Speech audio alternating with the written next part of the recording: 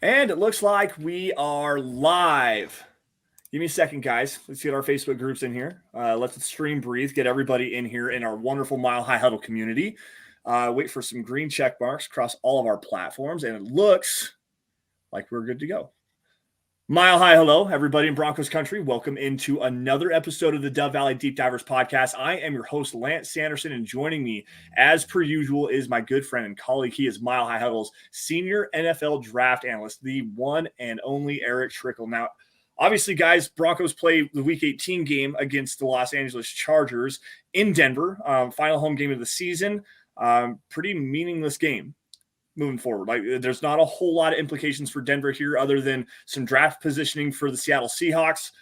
For the Chargers, it depends on an earlier outcome of the Cincinnati Bengals and Baltimore Ravens game to if the Chargers really have anything to play for. So they may be resting some starters here. Really kind of a meaningless game, Erick. So with that, let's talk some NFL draft. How we doing, buddy? Doing good. And as you said, like trying to figure out a topic for today, and it's like this game it's meaningless. There's nothing for it. It could a Denver win, depending on other results in the NFL, could change their pick. They're sending from Seattle anywhere from third overall to fifth overall, and that's the range. And then, as you said, playoff seeding, it could be determined by the time the game even starts. Chargers could be resting starters. It's a meaningless game. Obviously, we know the coach is going to be fired, so and not that even if he wasn't, it wouldn't change anything on that front, anyways. Like, it's just nothing. And before we get into it all, Jetty Splash comes in with a $10 donation saying, are we facing even more agonizing frustration listening to crickets while wondering when our O-line is being addressed in drafts, trades, and free agency acquisitions? Well, we got to wait a little bit for all that until March, but they're definitely looking at it. There's no way they can't look at the offensive line performance this year and think we can stand pat. Not just with that, I mean, contracts of certain players. We'll probably hear about Graham Glasgow being let go probably sometime in the next couple months before free agency starts in March. So it's just going to take a little bit of time because we got to get there, but they'll definitely address it. How? We got to wait and see, but they'll be adding to this offensive line. Yeah, for sure. And I think a big thing that you're going to see here with the Broncos organization moving forward, obviously it's going to be interesting to see which direction this the offensive scheme is going to go, the running scheme, and the passing scheme for that matter. But depending on who they hire as their next head coach, whether it's Sean Payton, Jim Harbaugh, Dan Quinn, Shane Steichen, completely different offensive schemes for the most part. There's some similarities between all of those guys, but Steichen likes to run more zone reads, stuff like that, quarterback run.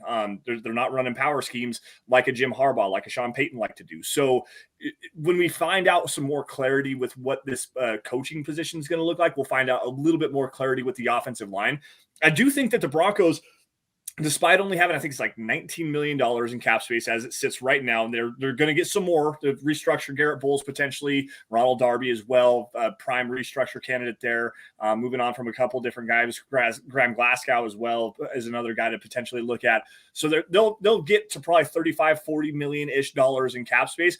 I think that's where you're going to find the Broncos do the most of their looking in this particular offseason, is finding free agent veterans, the guys that have some experience. It's not great looking out there right now, but I think they want some veteran presence on the offensive line moving forward rather than diving directly into the draft to go and get a whole brand new offensive line. It's never a good strategy anyways. You want to fill some holes that you can in free agency and then really fill out the rest of your roster with the NFL draft. So that to me is the direction we're going to see this team going with. Erick, what do you think on that? Yeah, and on the note with how much salary cap they have, we have to remember that they are likely headed towards a $20 million almost franchise tag of Draymond Jones. Like, unless they get a contract extension done, they're going to tag him at the very least. That's $20 million that comes off the book. So what they open up is basically what they're going to be doing with, as Scott says in the chat, Chase Edmonds is gone, Jacob Martin's gone, Ronald Darby's probably going to see himself cut, Graham Glasgow. Those are all guys that can free up upwards of $20 million in salary cap space that Denver can work with, on top of potential restructures, Garrett Bowles being one of them. A couple other names have been tossed out there. So they have ways to get it, and that's going to be part of it. But salary cap space can be used up quickly. Fortunately, the Broncos have rich owners, and the richer the owner, the easier it is to work around the salary cap with bonuses. Denver just has to be cautious of doing that because of Russell Wilson's contract and potentially moving on from him next year. Now, our conversation tonight is going to be about draft prospects in the national title game Monday, TCU versus Georgia. And before we get to that, I just want to make a quick comment about the direction of Dove Valley Deep Divers of the next coming months. Well, I am the senior draft analyst for Mile High Huddle, and Dove Valley Deep Divers is going to be a draft show. We'll talk about coaching candidates. We'll talk about the coach when he's hired, but some way, somehow, it's all going to come back to the NFL draft. Talking about scheme fits for the scheme or the prospects that fit the scheme the Broncos are running on both sides of the ball. We made the decision to shift focus to solely on the draft, basically, and provide as much information on these prospects as we can. Even though Denver only has one pick in the top 64, it still potentially can end up with more with a trade down or moving players. But that's the way we're going. That's why we decided to move to the national championship game. Talking draft with that. Now, before we get into that, Lance, who do you have winning the national championship game? It's fun because I want to be trendy and pick TCU, but Georgia's going to bury them. Like, Georgia is so good defensively. They're good enough offensively, even with the limitations of Stetson Bennett as the quarterback there. They're still good enough offensively that they can get some things done. But that TCU defense, man, they're fun. It's a really fun 3-3-5 defense. They floated the ball really well. There was a great thread from a coach that was really kind of explaining the 3-3-5. Maybe hit up Nick Kendall if you guys get the opportunity on that.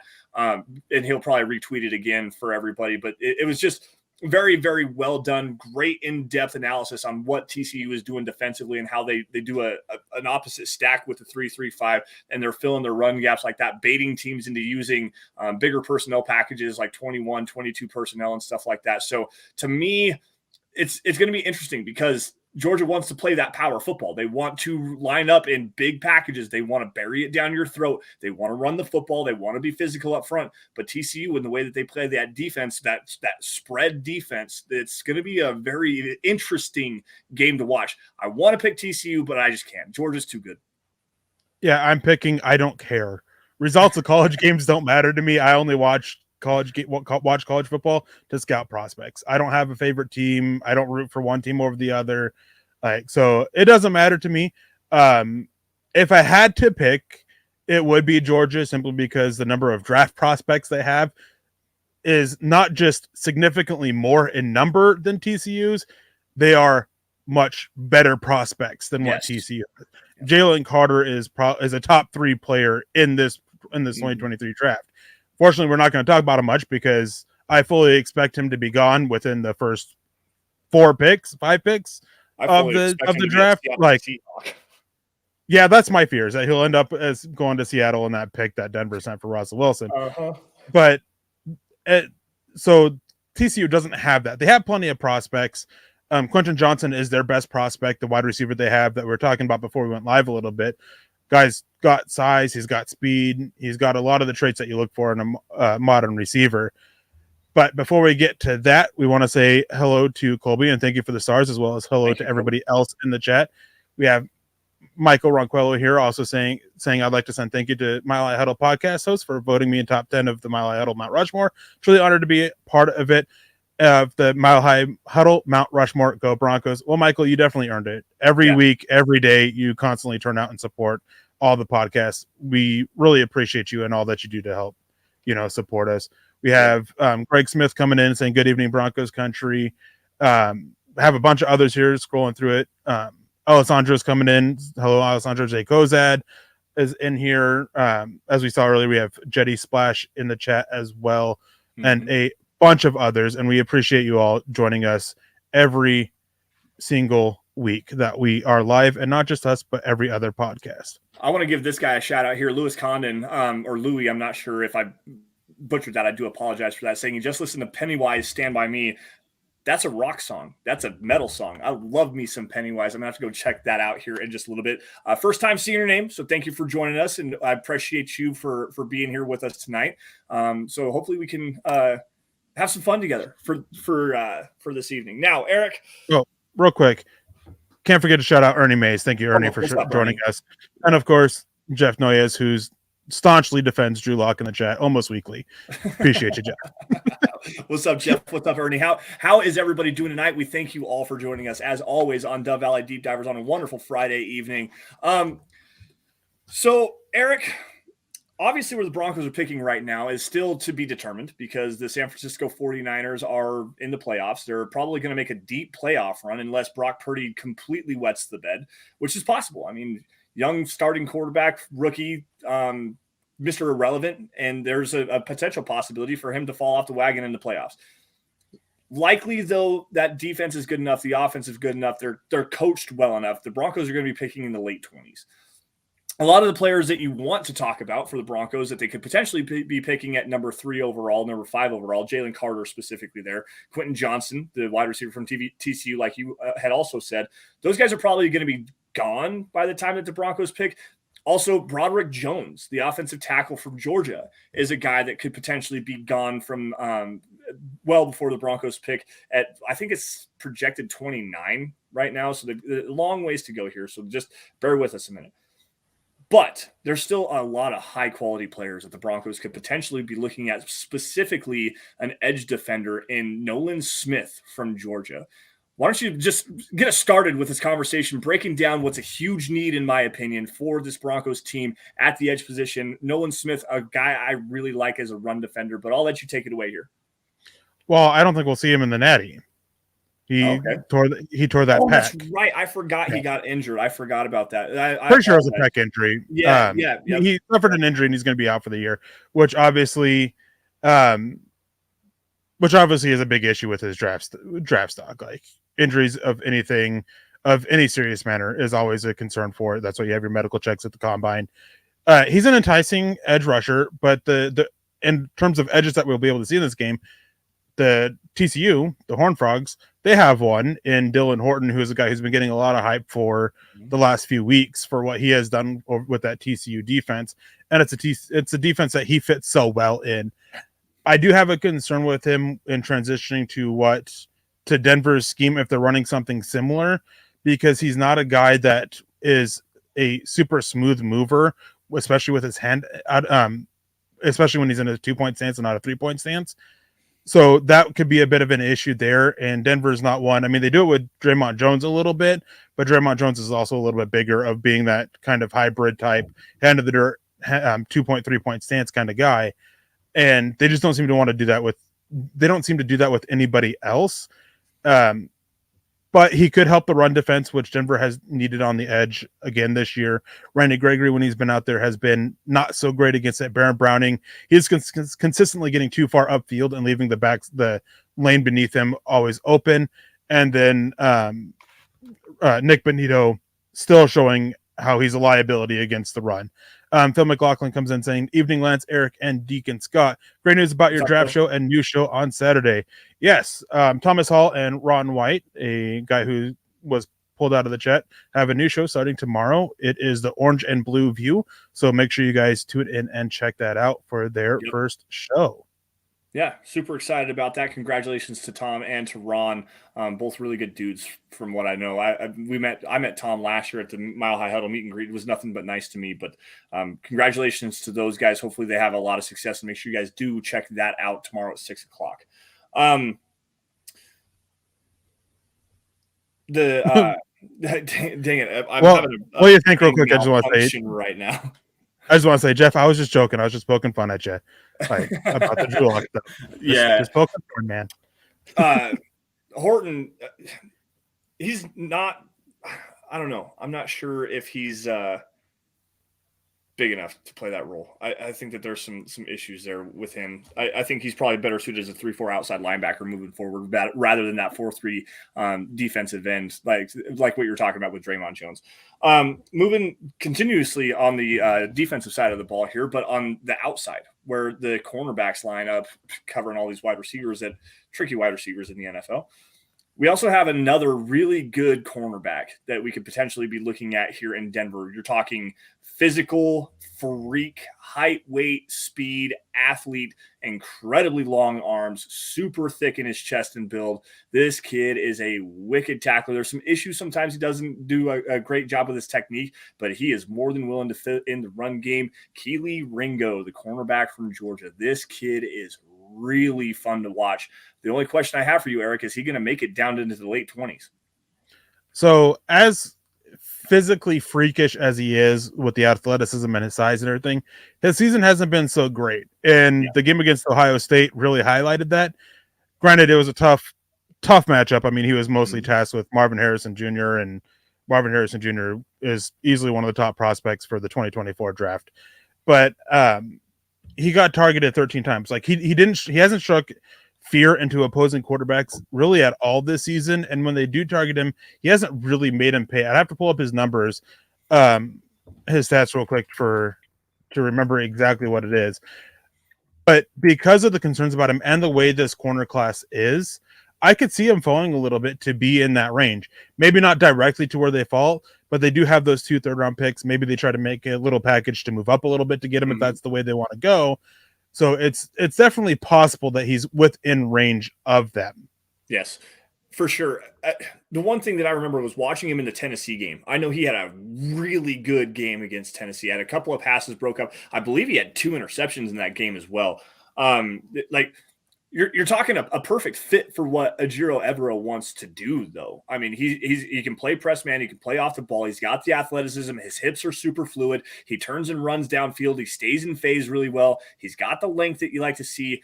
And you pair him up with Pat Surtain on the other side, and you have a dynamite cornerback duo for the next 7 years, because you're going to pay both of them. When you have 2 players like that at the cornerback position, you have to figure out a way to keep them together. Is Kelee Ringo my first target? No, I'm probably going to be a little bit more down on him, just because I think that he's closer to his ceiling than a guy like Joey Porter Jr. from Penn State, but he's also further away from his floor than Joey Porter Jr. is. There's more upside with Porter. I think that you can, with the athleticism that he has and the length that he has, Porter Jr. is going to be a better prospect in terms of grading for me. But with what Kelee Ringo brings to you, I mean, you know what you're getting straight up. You're getting a physical guy that has incredible athleticism, incredible fluidity, a physical player. He's not scared to mix it up. You're just going to get an overall solid cornerback. But I think that he'll be a low end cornerback 1, a very high end cornerback 2 for you moving forward, whereas Porter can be a potential lockdown cornerback. So that's the difference to me. Yeah, and with Ringo, I pulled up his numbers, and it's been a rather up and down season for him. It has, yes. The better the team, the worse he was. I mean, he had a pretty solid game against Tennessee, but he was targeted 9 times and allowed 8 catches for that. Right. On that for 72 yards. He did get 1 interception on that one that wasn't caught. Oregon was another team that they kept targeting him with success. South Carolina, he allowed every single target to be caught. And then the last 2 games, Ohio State and LSU, he was targeted 24 total times. Fortunately, he only allowed 11 catches on those 24 targets. 1 was a touchdown, and he broke up 2 passes. So it's been a year where they're not afraid of targeting him, and he hasn't done enough to strike that fear, as I was saying earlier, to make quarterbacks want to look away from him.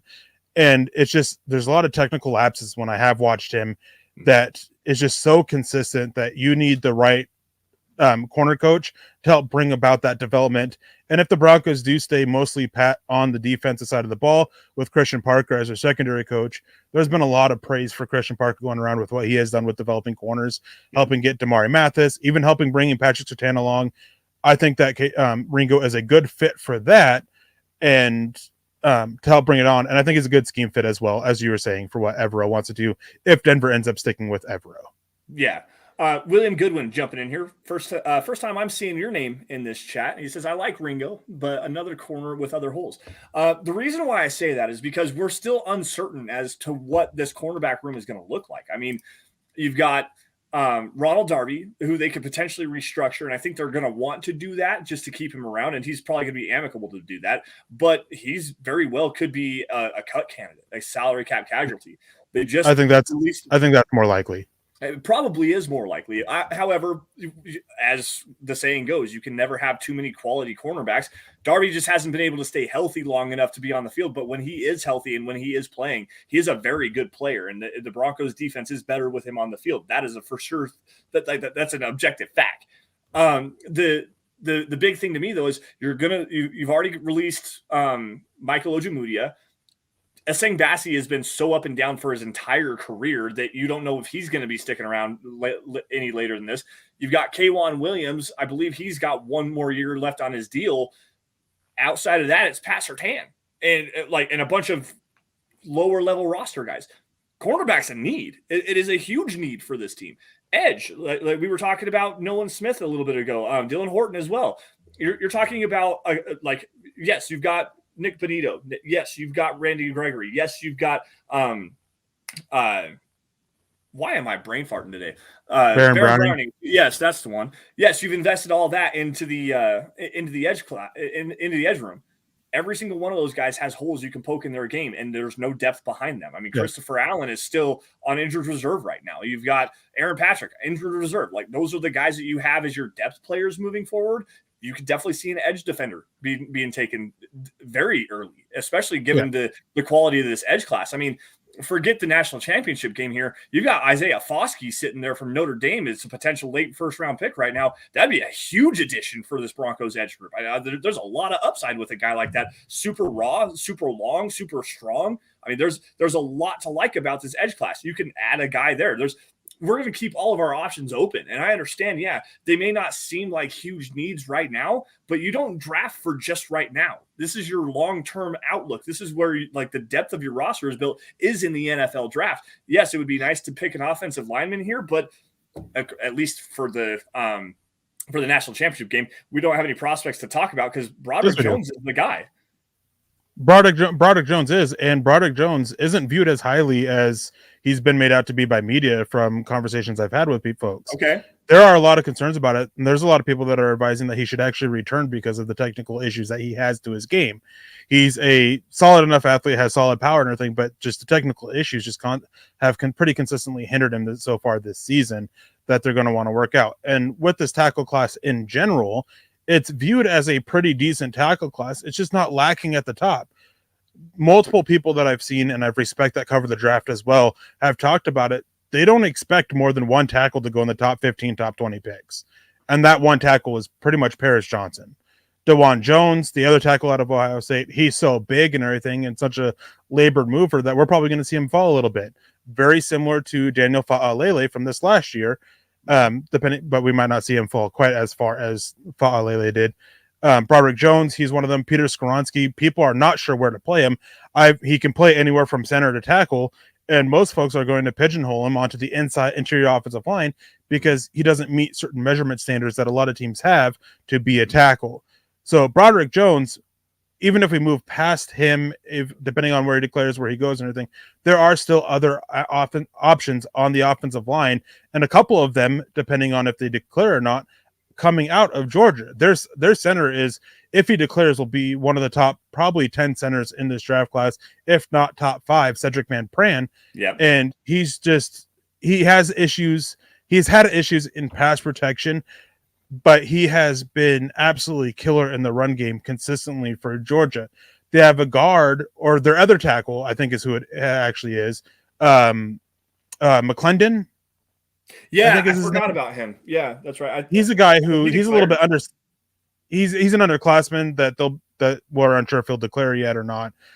But if I remember right, he actually took part in the senior day for Georgia, which points to him declaring. But he's the guy. He's playing right tackle for them. That he's probably going to move inside for them. There's a really powerful guard from TCU. I think it's a left guard. Name escapes me at the moment.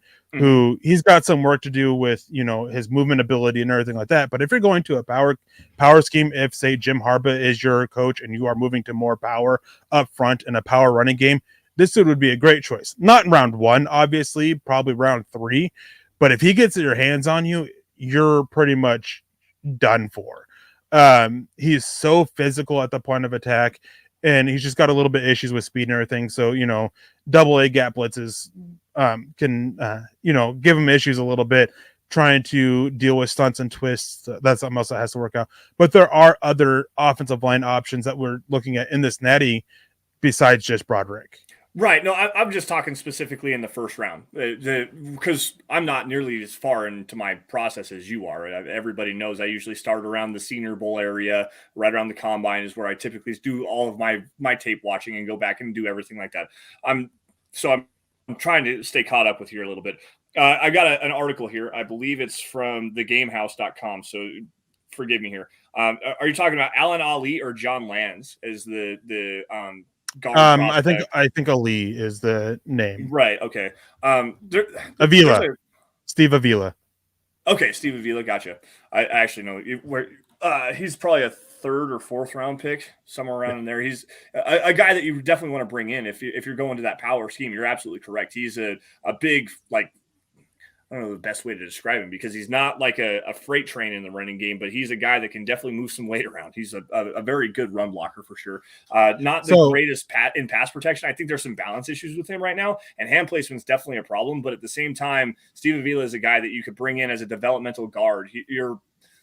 I don't know that you throw him in as a starter right away, but as a developmental guy, give him a year and a half or 2 years, something like that, he could probably get a pretty good return on your investment with him.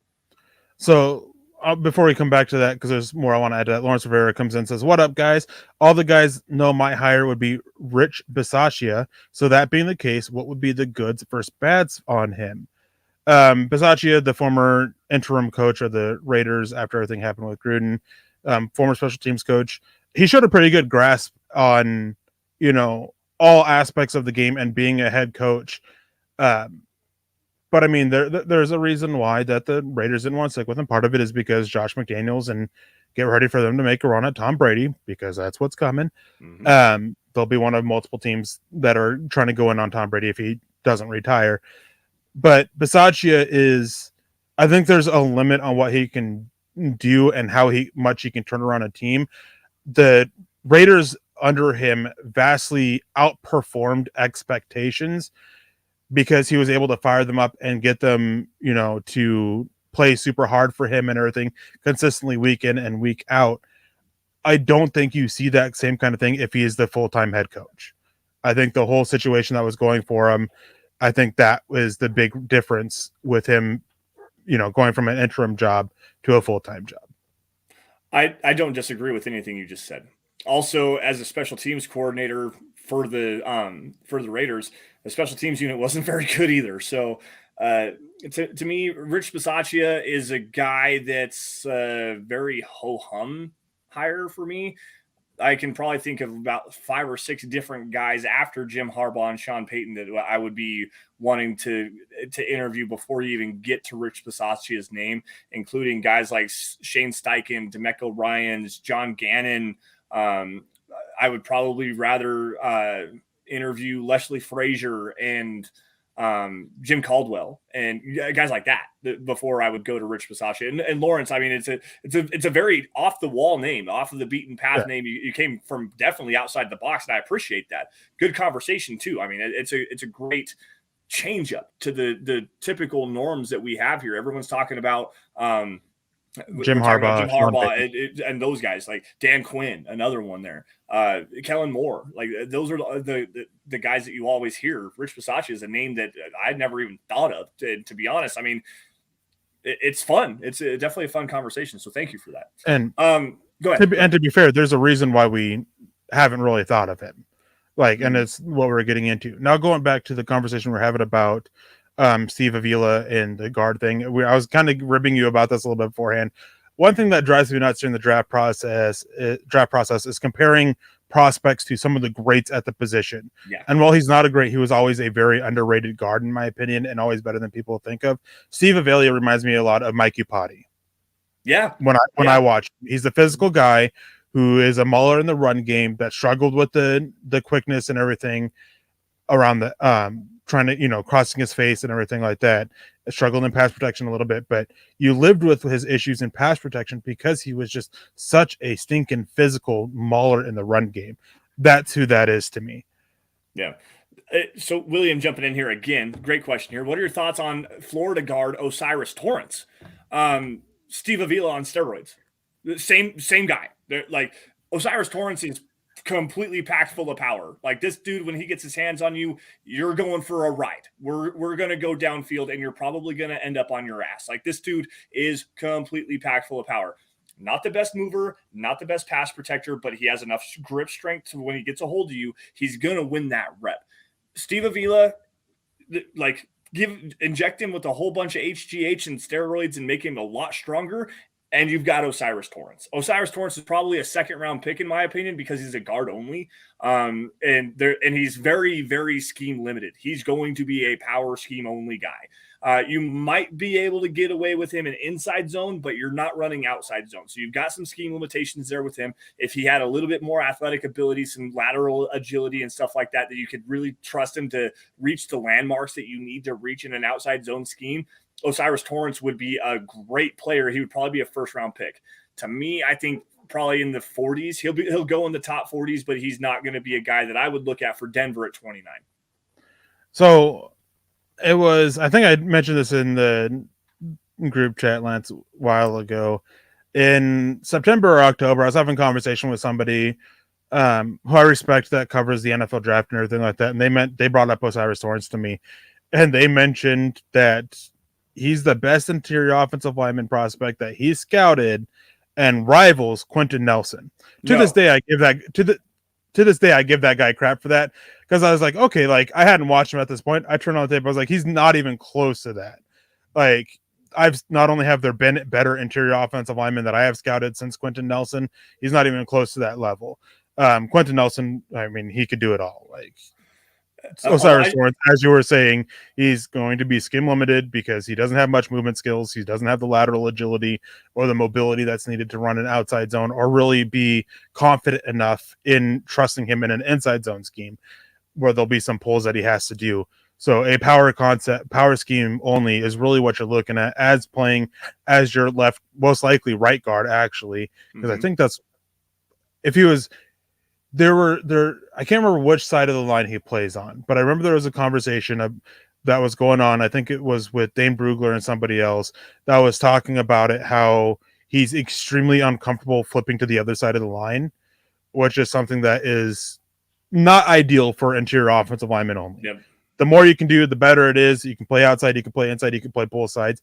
And flipping sides isn't easy. I know it gets tossed about a lot, but Jeff Saturday, before he became the interim coach, Joe Thomas, Jeff Schwartz, like even Mitchell Schwartz, they've all talked about how hard it is to flip sides.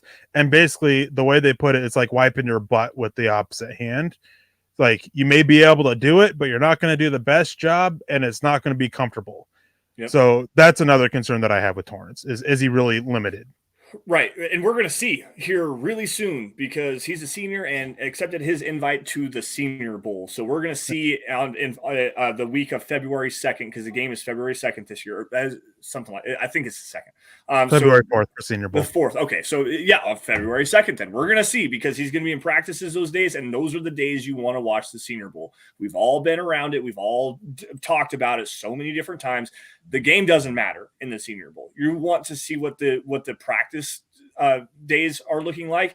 And Osiris Torrance is going to play on the left side. He's going to play on the right side. He's probably going to play some center in there as well. They might kick him outside to tackle to see if he has that kind of ability. I don't think he's long enough to play out on the outside, but he's definitely powerful enough he could play there.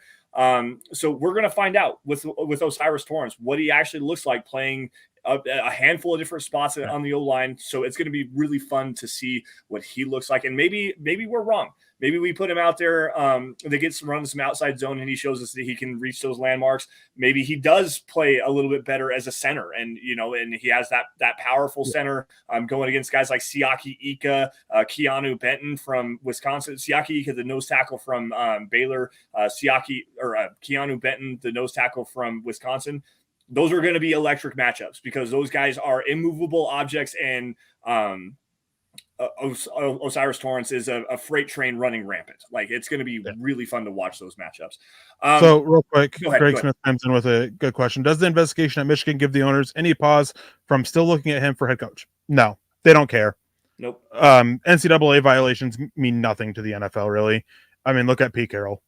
Yep. I mean, Seattle wanted him. He got all those violations at USC. both of the NFL didn't bother Seattle whatsoever. Nothing at Michigan's going to bother him. What will is, more severe claims besides recruiting issues, but that's not what it is. It's just recruiting issues. The NFL doesn't care about that. Yeah, and quite honestly, that might make him ditch to the NFL faster because that's what happened with Pete Carroll. You want to talk about that really fast. Pete Carroll had all the recruiting issues and the paying Reggie Bush money and Matt Leinart money and like all that stuff that was going on. He bounced instantaneously to take the first NFL job that he possibly could to get away. As Scott says, there isn't an NCAA violation that the NFL actually cares about. So a total non-story, and I think it actually makes it so that Harbaugh wants to leave even more, just so he doesn't have to deal with that.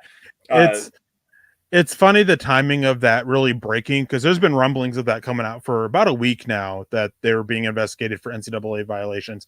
That came out, and then Michigan releases that non-committal statement from Harbaugh about how I fully expect to possibly be the head coach of them going forward. But, maybe not. Like, it's just, it was so non-committal. As it said, doesn't mean anything. As Scott said, there's no NCAA violation that, is against any NFL rules. It's only thing that would be an issue for NFL teams is stuff that is, outside of football issues. Yeah. So that's the thing. And Lawrence comes in with another point. Says, me and Vance Joseph had troubles at CU Boulder and they hired him. So it's either. Yeah, I mean, that's true. And it really depends on what it is, but that's just a whole conversation that we're not going to get into. Now, going back to the Natty game, I want to ask you a question really fast before we. Where are you going with this?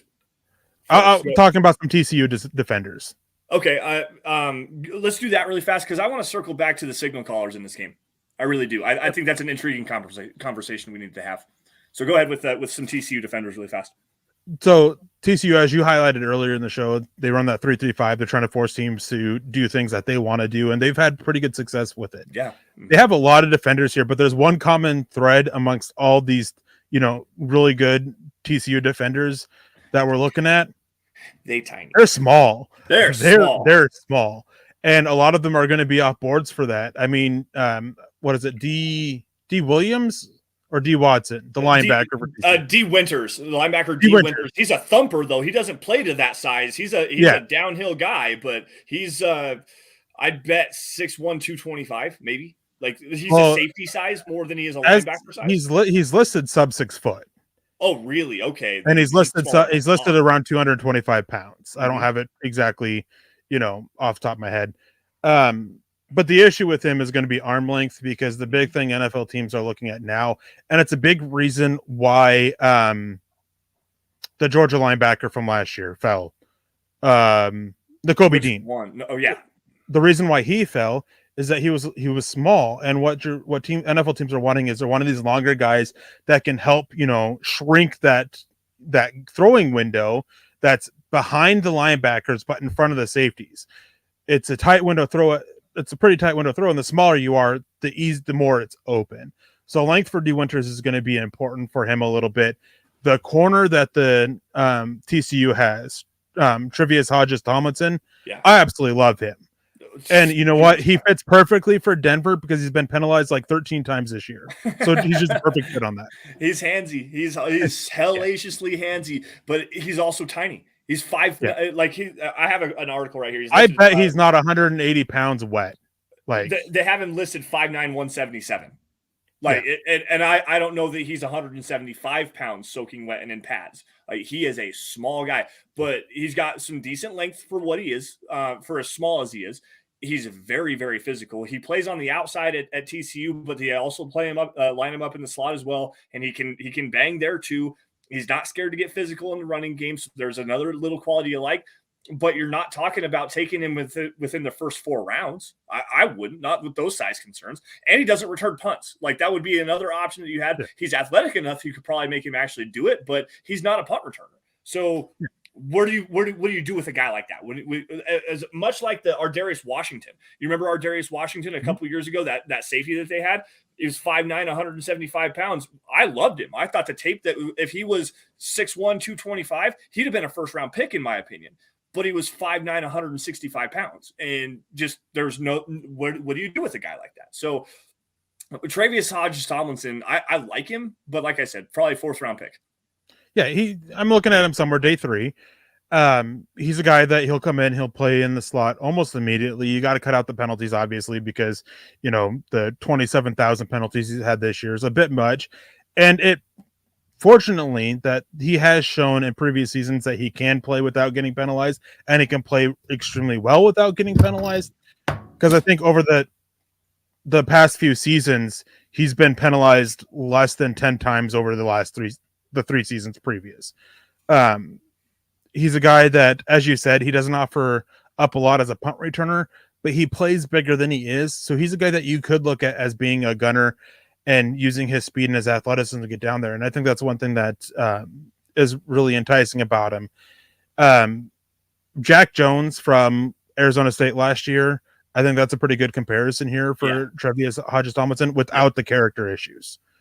And Jack Jones went fairly early, just got put on the reserve suspended list by the Patriots, which is totally unsurprising.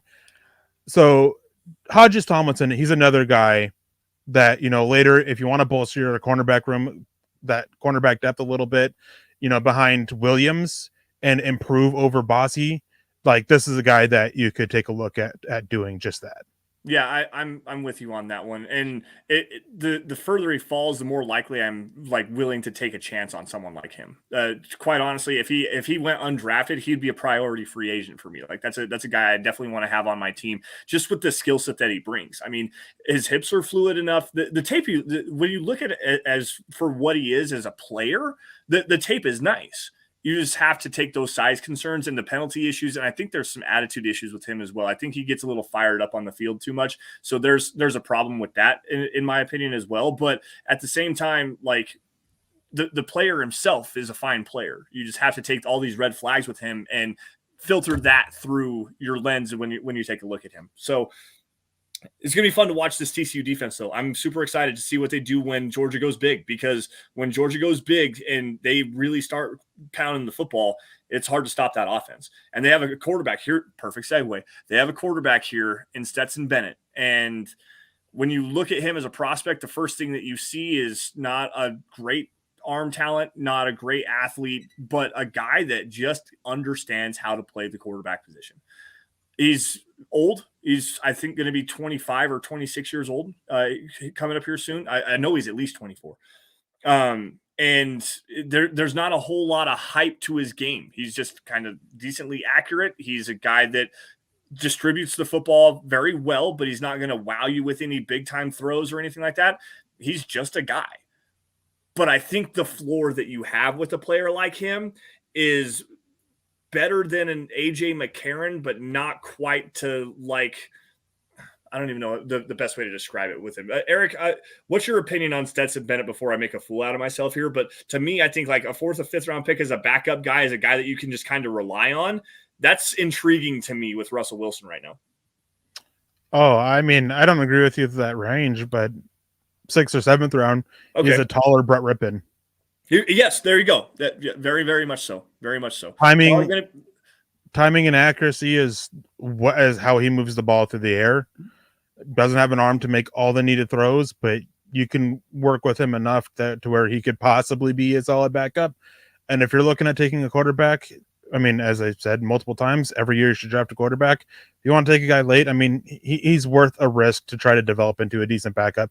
And as far as age, he just turned 25 years old in the end of October. Yeah, like I said, he's an older prospect, and that's always something you really got to watch with quarterback position, because from 19 to 21, 19 to 21 is when you really want to see that first big step. 21 to 23 is where you want to see them really step into their own and develop more as a passer, get more cerebral within the game and stuff like that. By about 25 years old, you know what you have in this quarterback, and with Stetson Bennett, you know exactly what it is. He's just enough pocket presence and mobility to manipulate the pocket. He's not going to take off and run on you and hurt you with your legs very often. He's just going to distribute the football, keep the game in check, and manage the game and not screw it up for you. He's very secure with the football too. He makes really smart decisions with the ball. He doesn't put it into risk very often. Doesn't throw a lot of interceptions. So, yeah, I said what, 4th or 5th? You're probably right. Probably 5, 6. He's a day 3 guy, late day 3 guy that I would probably be willing to take a chance on. On the other side of the football, though, there's a guy. Oh, wait, we got to grab this from Lawrence really fast. Before we hit to Max Duggan, I want to grab this from Lawrence. He says, and I forgot to say, what about DeMarcus Ware for defensive coach? He's been trying to get into coaching. Have you seen his Instagram? He's been putting in the work. Eric, I'll let you bounce off this really fast. I want to take a thought on this one really fast. I mean, there's always a concern. I mean, not all former players make great coaches. DeMarcus Ware seems like one of those ones that he'll be a perfectly fine coach. It's just you want to slowly work his way up. I mean, if he wants to come in, I mean, didn't he consult as a edge pass rush specialist for Denver 3 years ago, something like that? It was 2016 or 17, something like that. It was shortly after he retired. He came back and worked with Coach Pug for a little while. And I think he did some stuff in Dallas as well. I'm not. He did in Dallas as well. So I mean, he's got experience in it, and yeah, I mean, if he wants to come in and work with edges, like I'd be all for it. It just depends on if he is, and there's been speculation for like I think 2 years now about him taking a coaching position with Dallas, and that hasn't happened. So yeah, I mean, I'm all for it. Like he's a guy that I think could really do it and really step in that coaching job. And what helps out with that is one thing when he was playing that he was praised about was how much help he was to younger pass rushers. Yep. And you're absolutely correct on that. He significantly helped Von Miller after the whole issue with Von Miller getting suspended, the drugs and stuff like that, coming back from a torn ACL. Von Miller really took off when he got DeMarcus Ware to take him under his wing, and that duo was absolutely lethal. As far as him being a coach, I the other day, Cameron Parker from Predominantly Orange put a tweet out, and he was asking, like, if there's one quality that you really want to have in our new head coach, what would it be and why?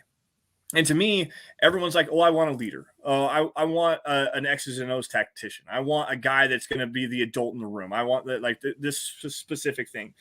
To me, the one thing that I want is reverence. And I know that that's kind of ambiguous a little bit and maybe a little veiled in what I want. But when you have somebody that is revered by everybody, a guy that it's more than respect, it's more than being a leader. It's when that guy walks in the room, he commands his attention based on his resume, based on his ability as a coach, and based on what he brings to the franchise to try to get the best out of all these players. Reverence to me is something that DeMarcus Ware, who is a finalist for the Hall of Fame and is probably going to get in this season, as well as just the respect, the leadership. It's everything combined. And with DeMarcus Ware, I think that would be the perfect guy to come in if he wants to be the Broncos edge coach. I think that he would be the perfect guy because he's still young enough in terms of his overall age, and his playing career is not that far in the rearview mirror here, that some of these young players are going to remember watching him when they were kids. They're going to have that reverence for a guy like a DeMarcus Ware, and like I said, who's probably going to be a Hall of Famer come the end of February. And on that note, seen a couple of these talking about how he goes in as a Bronco. Also, doesn't matter for the NFL. They go in under every NFL team that they are. They don't specify. They don't pick one team out of it. Every single team is represented. So It doesn't matter. I mean, he'll go in as part of the Cowboys and the Broncos, just as Peyton Manning went in as part of the Colts and the Broncos. It doesn't matter. They don't get a pick. That's not – I know – what is it? Baseball is like that, isn't it? Yeah. Hall of Fame, you pick one team. NFL's not. So another reason why football is better than baseball. Yes, absolutely. I definitely agree with you on that one. And there's a couple of handful of names coming in here. Speaking of the Hall of Fame really fast, Rod Smith is on there. Tom Nalen, I believe, is deserving at least of more respect than what he gets in terms of all-time centers. Randy Gradishar, obviously Carl Mecklenburg, guys like that. Dennis Smith, Louis Wright. Like there's a handful of Broncos players that are definitely deserving to be inducted into the Hall of Fame. Let's just get DeMarcus in. Hopefully this season we'll see another Bronco go into the Hall of Fame. So that pretty much sums up my thoughts on that. Now, last thing here, let's break down some Max Duggan, the quarterback from TCU, who, man, this kid's a gamer. That's the very first thing that comes to my mind whenever you think of Max Duggan. I believe he had a heart surgery before the season, was not even listed as the starter. The starting quarterback in TCU ended up getting hurt, and Max Duggan then took over as the starter for the TCU Horned Frogs. I believe fifth-year senior, definitely a guy that has a lot of tools to work with, but just an overall very raw prospect.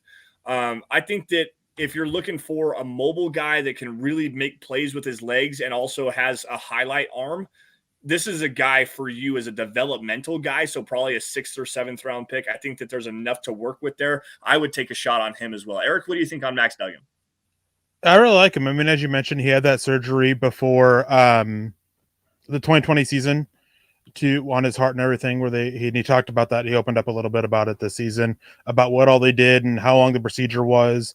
Was just reading it up real quickly while you were talking, and like, dude fought back from it, and that's one of the things that he talked about was how much recovery he had to go in to get back to playing football.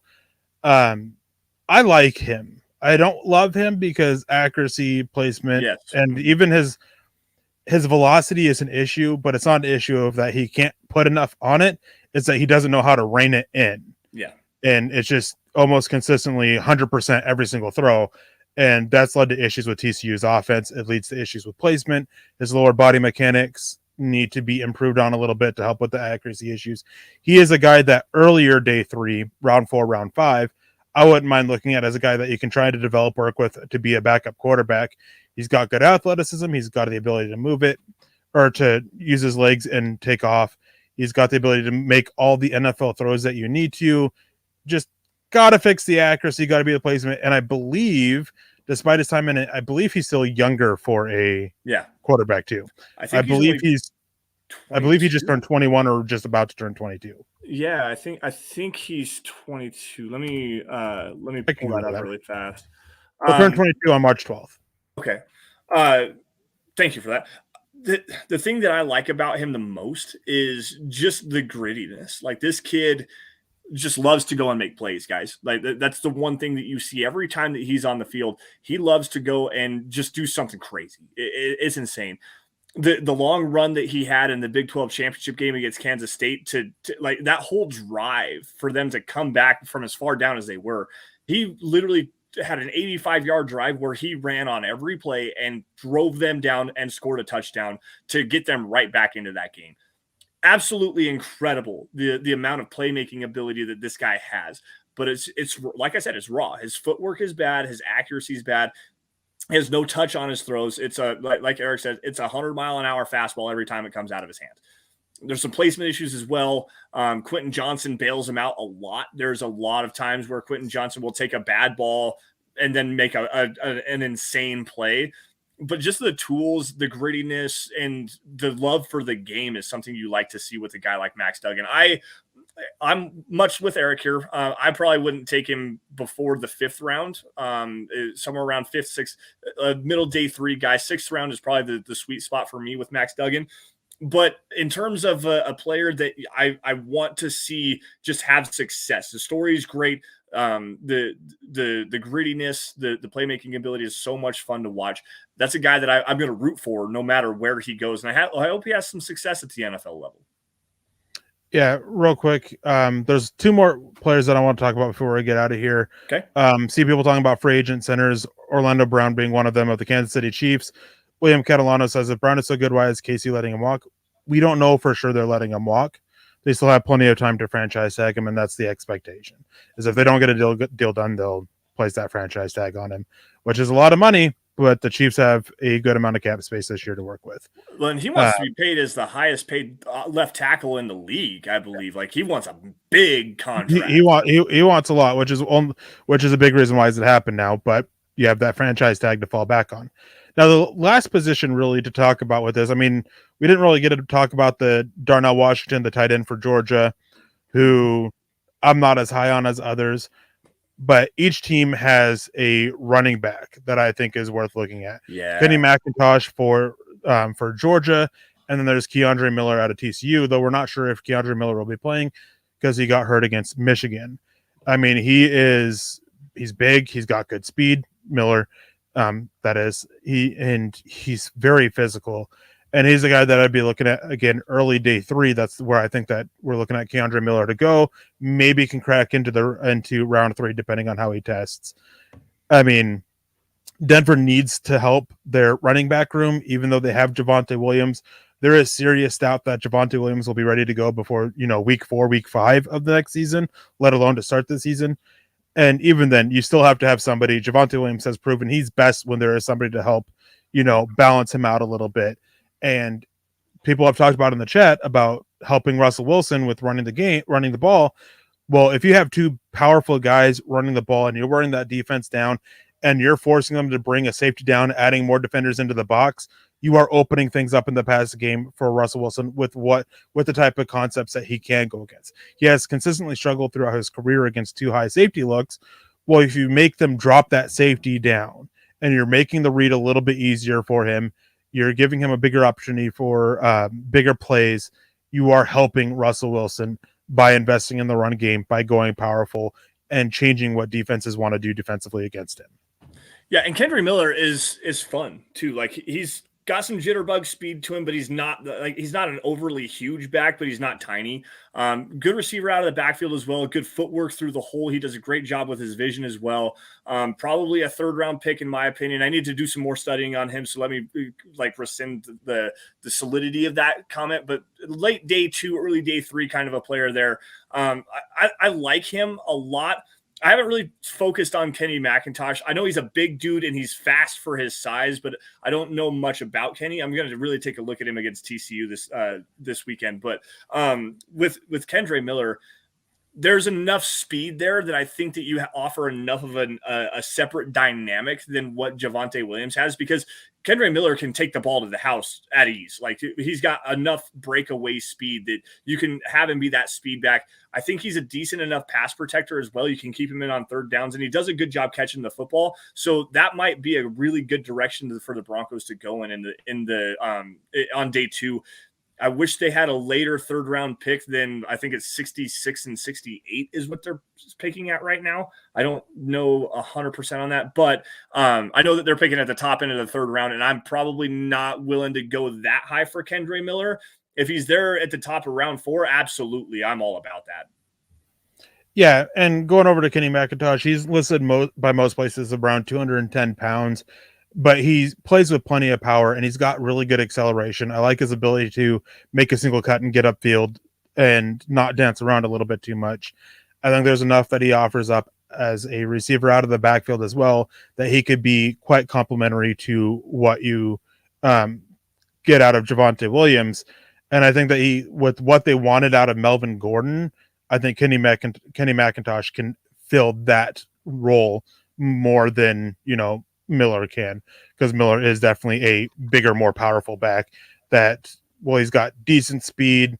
His burst and acceleration isn't, super ideal. Right. Yeah, he is slower through the hole, but he has some power too. He likes to play behind his pads. But I like I said, I think there's enough long speed there that if you can get him through the hole, get into the 2nd level, get him against the safety or cornerback, he has enough speed to kind of outrun some guys. So I like Kendra Miller. It's another guy I really like to see would be Sean Tucker from Syracuse, though. That's my dude. And real quick, Chase Edmonds, I've seen a couple of people say about keeping him. You're not keeping him for $8 million on the salary cap next year. Not a chance. You're not. Like, Chase Edmonds is gone, and I can actually pull up the full numbers here about it. Like, his deal with Miami was a 1 year and you're gone type deal, and Denver, when they traded for him, just picked it up. He counts $6 million, against the salary cap, and you can free all of that up by letting him go. There's nothing guaranteed on that deal left. Like, maybe they bring him back on a different deal, but on his current contract, he's going to be gone. Yeah, and he's injury. There it is, right there. R. Butler jumping in here saying that he's injury prone as well. He had a good game last week running and catching out of the backfield. Yeah, he's got an extra gear that you want to see at the running back position. And if it weren't for the cost and it weren't for the injuries, that's the player you want. A guy that you can really do a great job coming out of the backfield as a receiver, especially if you're going to see a lot more gun two back and stuff like that. With a coach like Shane Steichen, where they're going to run two different running backs onto the field and attack those guys in the passing game. A guy like Sean Payton likes to do that as well. Chase Edmonds would be a great player if he wasn't $6 million and 29 years old. Like there's a problem there with a player like that who cannot stay on the field and just doesn't have enough as a lead bell cow kind of a player. I mean, he did it in Arizona there for a minute, but that was not great by any stretch of the imagination. So to me, I miss me with Edmonds. You can find someone that is not as big as Edmonds is, but has the ability, the same kind of speed breakaway stuff, and Deuce Vaughn from Kansas State, and you can pick him in the 6th round and pay him like $500,000 a year. Like that would be a more enticing direction to me than bringing Chase Edmonds back. Yeah, and another thing is Mike Boone's already a free agent. Yep. So it's just a matter of you're just cutting that. Essentially, Denver's going to be reworking their whole running back room. I don't expect Latavius Murray back. Maybe we see Marlon Mack back, but I think that outside of him and Williams, most of the running backs are going to be pretty fresh faces. Yeah. You're probably getting at least one rookie out of that, and probably a second you're bringing in as an undrafted free agent as well. So it's going to be a completely new running back room. I don't want to say this, but at the same time, I do. If he is there, did Mike Boone fall out of the Hall of Fame for you? No, he's still a Hall of Famer. still a Ring of Famer, at least in Denver. Let's just say it, Eric. If at 26 or 27, wherever they're picking at, Bijan Robinson is there for the Broncos to draft, you freaking sprint to the podium and go pick him, because Bijan with Javonte is a wild running back duo. And also, like you said, Javonte Williams is probably not going to be back till late October. I mean, it's going to be a while before Javonte Williams is going to be back on the field. So if Bijan Robinson's there, you do whatever you have to do to slide that card in, because that's an elite dynamic playmaker that at that late, with enough holes as you have, you take the best player available, and Bijan Robinson's a top 3 player in this class. That's all there is to it. So anyways, with that, guys, we are at 7 o'clock, 7:03 p.m. right now on a Friday. Thank you all for joining us here on Dove Valley Deep Divers. We appreciate you all for joining us. A great show, great conversation. As always, guys, if you want to keep that conversation going, please make sure you hit us up on Twitter by following me at Sanderson MHH, and for Eric at Erick Trickel. Also, as Scott was behind the scenes running the 1s and 2s, at Scout Kennedy as well. Also, guys, while you're on the Twit machine, make sure you guys follow at Mile High Huddle. That is the mother account where you find breaking news and analysis regarding your Denver Broncos, film breakdowns, all of our draft stuff. We've got 5 behind-the-scenes prospects, 5 small school prospects, a whole bunch of draft content coming for you guys right down the pipe here as soon as probably next week. We're going to be getting started on a lot of that stuff. Then also the Finding Broncos series is going to hit that after the Combine gets over. At Mile High Huddle, great place to get all of that content. You'll find everything there. Folks, if you guys are financially able to do so, please help support the show by heading over to huddleuppod.com and get your swag on. Get the merch, hit the merch tent, excuse me. Get yourself a hat. There's a t-shirt, hoodies, face masks, coffee cups, all kinds of new stuff over there at huddleuppod.com. Great variety of stuff there as well. It's a great way to support the show. We really appreciate that. And if you guys aren't financially able to do so with Super Chat stars, the merch tent, whatever, doesn't really matter. We appreciate your support regardless. But 3 things everybody should be doing here. Down at the bottom of your screen, subscribe to Mile High Huddle across all social media platforms on YouTube, Facebook, Twitter, Twitch, Apple Podcasts, Spotify, anywhere you guys get your content. Please follow Mile High Huddle. If you like it, please smash that like button on every video, every article you guys see. It really helps us out. But if you love it, share it. That's the big thing here, because without your guys' support, we couldn't do what we do best. And getting in front of as many Broncos fans as possible is the best way to help us do that. So with that, guys, I'm going to say goodnight to you all. But before we leave, Eric, any last words, man? Yeah, Todd Ostendorf comes in and says, well, unless, of course, we can get Jamal Williams, talking about free agents. And if Denver gets Jamal Williams, let's totally do it. this dude should be paid all the money in the world. I don't know if you saw his response to a reporter in the locker room after the game. Yes, I did. So, a reporter, this is the only reason why. Reporter asked him what he's going to do, and he said he's going to go home and play Pokemon. The reporter said Pokemon, and Jamal Williams kind of made fun of him for saying this. And don't disrespect Pokemon. It's not Pokemon. It's Pokemon. Anyway, on a serious note, I'd be fine bringing in Jamal Williams. Me too. And doing what he can do. I think he's a fine running back. I think he's going to get more money than people think as a free agent because he's absolutely killed it for the Lions this year. I really like Jamal Williams, and I've liked Jamal Williams since he was entering the NFL. I've been a huge fan of him, and I've continued to be. Yeah, and he had at one point this season, he had more rushing touchdowns than the Broncos had passing touchdowns. Like the Broncos as a team had less touchdowns total than Jamal Williams did there for a little while. It was crazy. He was so effective in that Detroit Lions scheme. I think he has 16 now. Did he get another one last week? I know he had 15 there for a minute. Did he get? He might have gotten another one. So a guy with a nose for the end zone and just a really great overall player, great great pass protector, decent out of the backfield as well. That's a player there, and I would really welcome Jamal Williams being brought in because, as Eric said, he's also a Pokemon fan, which if you guys know, fun story for you guys before we get out of here. Before Eric and I started Dove Valley Deep Divers, we're trying to come up with a name, and the name that we both originally liked was I Choose You Broncos because we were Pokemon fans, and that's anyways. He's going to look good in Buffalo next year, unfortunately. With that, guys, we're going to say goodnight to everybody. You all stay safe and take care. Have a great weekend. Football all weekend, national championship game on Monday. You've also got the South Dakota State Jackrabbits in the Division II national championship game. That is on Sunday, I believe. So lots of good football. You guys stay safe, take care. Have a great weekend. We'll talk to you guys same time, same place next week.